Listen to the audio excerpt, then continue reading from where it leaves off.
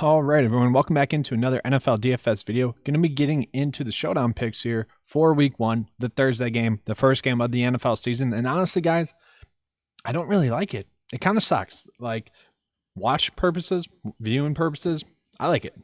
DFS purposes, it kind of sucks because you got the Dallas Cowboys who, with Zeke, 3 receivers, and possibly a tight end. We don't really know what to expect from Dak. And then with the Tampa Bay Buccaneers, it's Rojo, maybe Leonard Fournette, maybe Giovanni Bernard, Gronk, and then Chris Godwin, Mike Evans, and Antonio Brown. There's a lot of names here. There's no clear-cut plays, so a lot of this is just going to be based on roster construction here and really just trying to make the best roster you can possible. So I'll be showing you guys kind of a new tool here as well that you can use it just in general. Not exactly going to work for the showdown slate, but I just kind of want to show it for to you guys because I will be using it on the stacking video, which I'll have out today as well. So I got the cheat sheet pulled up here, sorted by tonight's game, but we also do have it available on the DraftKings slide here. So half of it is going to be nailing the captain's pick. Now, personally, for me, it's hard for me to pay up for Mike Evans, and it's hard for me to pay up for Amari Cooper, although CeeDee Lamb's right there as well. We're going to have to make a decision here to kind of figure out what we want to do with the captain spot because I really don't mind Antonio Brown here. I don't hate Ronald Jones here. And you can even go lower to Giovanni Bernard, who I'll get into that a little bit more, but to make the rest of your roster construction work, that's what you could do. I just don't love doing that, to be honest. And that's kind of why I want to stay away from this, especially given the fact that Dallas Cowboys, Zeke's back healthy, Dak's back healthy, and Blake Jarwin back healthy. I'm assuming that they all are healthy, and that's why they're playing in this game and active in it and whatnot, but it is a little bit of a worry. And that's what makes this a little bit more difficult. A lot more names, not that great of values out there. So we'll start off with the Dallas Cowboys here. I already kind of mentioned Dak a little bit. I don't know. For me, I'm just going to be fading Dak as a whole. He's the one player that I just don't feel comfortable with playing. Now, I'll show you guys here. He is projected to score 24 DK points, which is actually more than Tom Brady. I don't know if I exactly trust that. He's going against the Tampa Bay Buccaneers, who they did give up a decent amount of completions, a decent amount of yards. The Bucs did, but only 17 DK points total to opposing quarterbacks. I know Dak went off last year in the games that he played, but he hasn't played in a while. He's probably going to be rusty, especially coming off that injury. I just don't want to play him. Okay, that's kind of my thing. I just can't play him. And then kind of the same thing with Zeke, although I kind of expect Zeke to be a little bit more effective. But if he's going to be effective, it's probably not going to be on the ground. Okay, that is going to be in the passing game. The Buccaneers gave up the second most passing targets to opposing running backs and the 9th most yards. Now, we do know that Zeke can be active in the passing game, so I kind of would expect it to be him. Maybe Tony Pollard gets a couple of, big receptions on third down, spelling Zeke, but I just don't love those two. I don't love the 2 highest priced players for Dallas. And then if we're going to continue that, I really don't love Amari Cooper.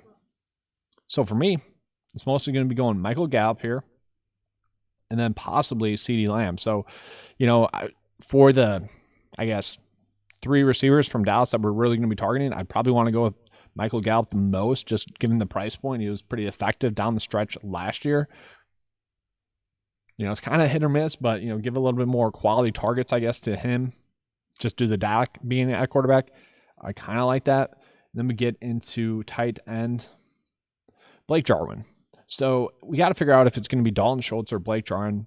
Right now, Blake Jarwin is listed as a starting tight end. He's not projected to score a lot of points here, but he is going against the Tampa Bay Buccaneers, who did give up, top 10 DK points last year to opposing tight ends. So that's kind of appealing. He's a guy that was somewhat of a standout play. Not a standout play, I shouldn't say standout. It was more of a sleeper play last year coming into the season. It was a guy that easily could have went off, got injured in the first game, then Dalton Schultz came in.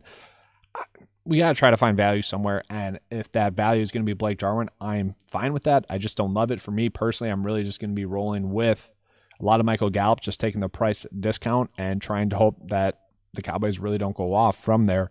Maybe sprinkling in a little bit of Blake Jarwin, but that's kind of it. I don't love the price point of Blake Jarwin as well. It's like, why do that? That doesn't really make too much sense to me. So now we get into the Tampa Bay Buccaneers side of the ball, which is much more appealing to me personally. Not more routes you can go. If you want to fit Tom Brady in there, you can do that. I'm perfectly fine with Tom Brady as a play. I do expect him to have a good game in this one. Down the stretch, played fine. Played as you would expect him to. Then we kind of just look at the matchup. The matchup's fine. I'm good with the matchup here. I got him projected to score 22 DK points. And I think he'll be right around there for Tom Brady, which I'm good with it. If you want to play him, go for it. But really what I want to do is I want to be targeting a little bit of Ronald Jones, and I'll explain this.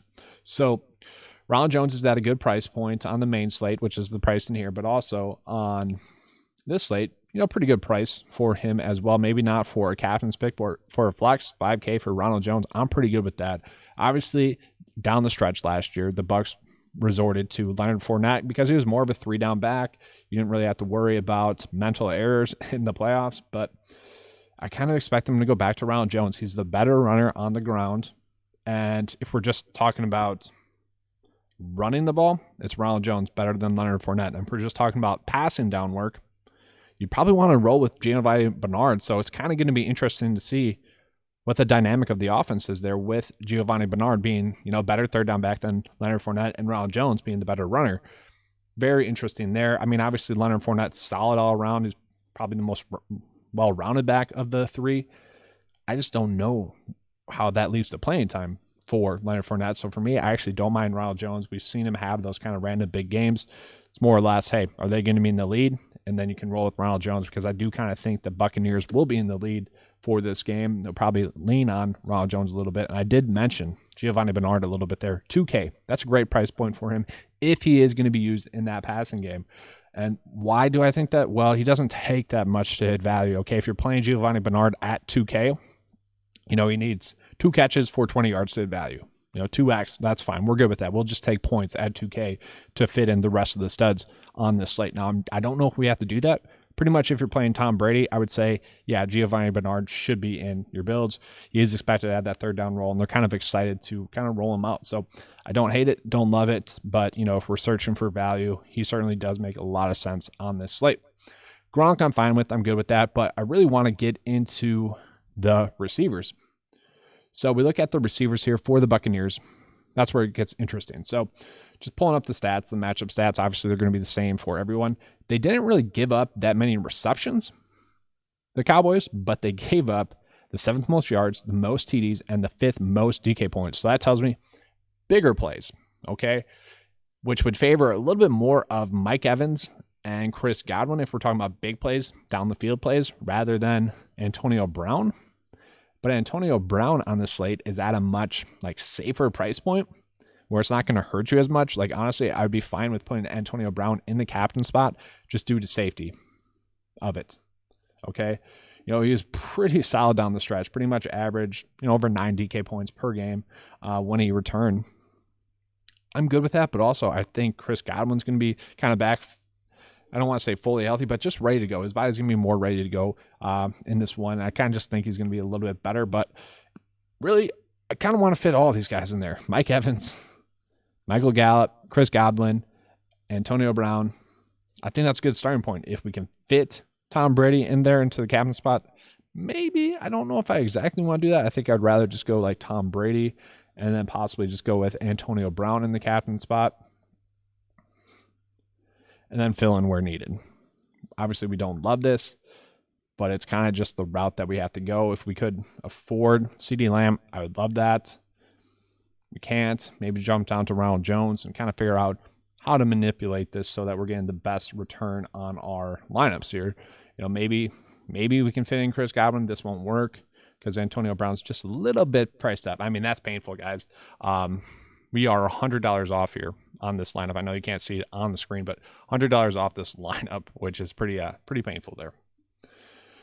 And then I did just want to show you guys a quick kind of new tool at 9 to 5. So we can use it. It's the lineup tool. Just click on that. The salaries are set for the main slate right now. But kind of just for example purposes, if we want to just go off of this game, you could easily do that. So what you do, control. So we can go Antonio Brown. Let's just kind of look at that lineup that I just put out there. So Godwin, Gallup, Antonio Brown, Mike Evans, Ronald Jones, Tom Brady. Okay. So Tom Brady, Ronald Jones, Mike Evans, Michael Gallup, and then Chris Godwin. So without using the, X return value, this lineup is projected to score 100 DK points on the main slate, I guess, if you will, with a return value of 2.8 or 2.9 if you want to round up. That's decent. We'll take that. Not great.